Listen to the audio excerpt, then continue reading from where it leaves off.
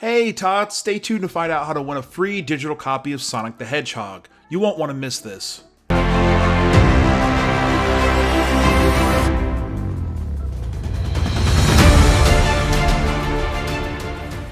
Sonic the Hedgehog made some significant noise in the fall of 2019, showing off the new design of Sonic. Without a doubt, the film took a significant hit from not only the game community, but the film community. How could you get something so simple, so basic, so wrong?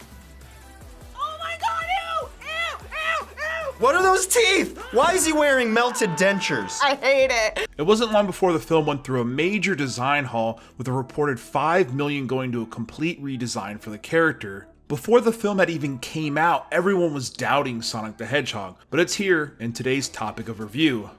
Buckle up, baby, are you kidding me?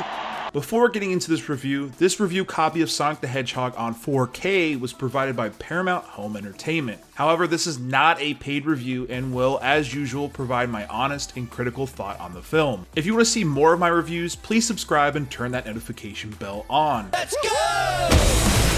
This is my power, and I'm using it to protect my friends. Let's go! Let's go!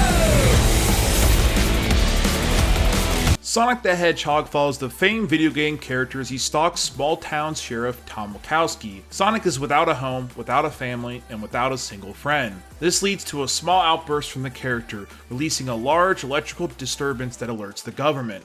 They send the highly intelligent, dangerous, and quirky Dr. Robotnik to investigate. Sonic, with the help of the small-town sheriff, go on the run from the terror that is Robotnik. Sonic the Hedgehog was released earlier in 2020 with decent reviews, scoring a 64% on Rotten Tomatoes and a 47% on Metacritic. Despite the film being in a bit of a film purgatory and receiving some backlash for the design, the film would go on to be the second highest grossing film of 2020, with over $306 million earned worldwide. Throughout the film, I had to constantly remind myself that Sonic the Hedgehog is a PG film, intended for children. Now, this comes off a bit pretentious and perhaps obvious, but sometimes the film's tone wavered into adult territory and then drowned itself in a kiddie pool.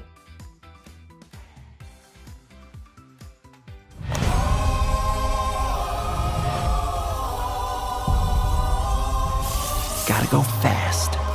Without a doubt, the film hits its pace when it's a kids movie first, embracing the camp, the cheese, and the absolute asinine video game atmosphere. It can be extremely entertaining, hell, even funny with some of the setup jokes and performances. Its narrative throughout of Sonic trying to find a friend or family is beat for beat what we as an audience have seen over and over. I'm sure within moments of buying into the film, you'll be able to guess what any character is going to do at any given point. However, the film has such an energetic appeal to it that it's really hard to have such significant faults with it. As I mentioned earlier, I'm giving away a free copy of Sonic the Hedgehog on digital. All you have to do is like the video and comment what video game you'd like to see become a movie. A random comment will be picked 72 hours after this video is posted, with each person entering getting 2 entries. So comment 2 different times if you want a chance to win. This is valid in the United States only. This is a great opportunity for you all and a small way to say thank you to you loyal tots. Do it!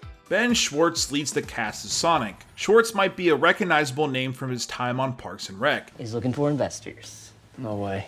Yesterday, if you would have asked me, I would have said no, but thank God my grandfather just died, so I am a flush with cash. His energy, enthusiasm, and passion are worn appropriately on Sonic. He does a solid job as a character, embodying this video game character brought to life to near perfection. James Marsden, who plays the small-town sheriff, is okay given the source material. Marsden's character arc is pretty thin, but his relationship with Sonic feels quality enough to keep the viewer's attention throughout. His role feels pretty familiar to the many incarnations of live-action characters talking to special effects animals. Also, reminder that Marsden also did this in the Easter film Hop. Perhaps even more worth watching is Jim Carrey in the role of Dr. Robotnik. It is abundantly clear throughout the film, even on the cover, that this is almost Carrey's movie. He revels in the absolute freedom he is given to explore this nearly insane character of a mad scientist. In people's minds, evil grows in the dark. The This is a total hammy performance, including dancing, physical humor, and the usual Carrie comedic explosions. In all honesty, this performance worked for me and provided some quality laughs. His evolution into the iconic character we all know and kinda hate felt entirely justified and built up properly. Jeff Fowler, who is a relatively new director in Hollywood, does a quality job with the action scenes. The film's last act provides a rather large climactic battle between Robotnik and Sonic. It is by far one of the more imaginative and entertaining scenes in the film. Fowler does a great job with these scenes, and you can tell a good chunk of the budget went into the special effect animation. Fowler, with a script from Pat Casey and Josh Miller, also do a cheap out on a now usual Hollywood speed scene. Sonic and Sheriff Tom get into a bar fight, and the fight goes south. Sonic goes super fast, doing the usual silly antics to the bar goers. This is pretty much a beat for beat rip from Quicksilver's scene in X-Men. It's fine, but I really feel this scene is all too typical for fast characters and has been played out quite a bit. It doesn't add anything to the film and really crashes down the film's pacing. The film's emotional narrative might be somewhat weightless, but my biggest issue is what I call the Deadpool Syndrome. Sonic, throughout the film, makes constant pop culture references. To the film's credit, it does a great enough job in writing its own humor and displaying it through a quirky performance like Carrie. It immediately starts feeling cheap when Sonic asks if The Rock is president, if the iPhone is on, or when a military general talks about how good Olive Garden's endless pasta bowl is. Yes, they really do that in this movie. This isn't too shocking because Deadpool director Tim Miller served as executive producer on the film. Sonic the Hedgehog's 4K presentation is quite good. The climactic battle sequence at the end of the film features lots of vibrant reds and blues that really explode off the screen. Sonic has a real energy about him that feels entirely fitting to the character, and the 4K presentation with HDR really pops with color. I was also grateful that the film was presented in Dolby Atmos. That being said, I really don't think the film made the most of it until the end of the movie, once again referencing that action sequence. Explosions really popped, and Sonic had an earth-shaking buzz around his speed that felt so appropriate. I just wish it was used a bit more. Sonic the Hedgehog is an entertaining film, albeit formulaic, that can easily entertain you when you let your guard down. With the film's success, modest review scores, and attention, it is now being regarded as perhaps the best video game film of all time. While I do enjoy the film, the attention to detail and the lengths it went to fix Sonic, I still think Mortal Kombat is the best video game movie. I mean, how do you beat this?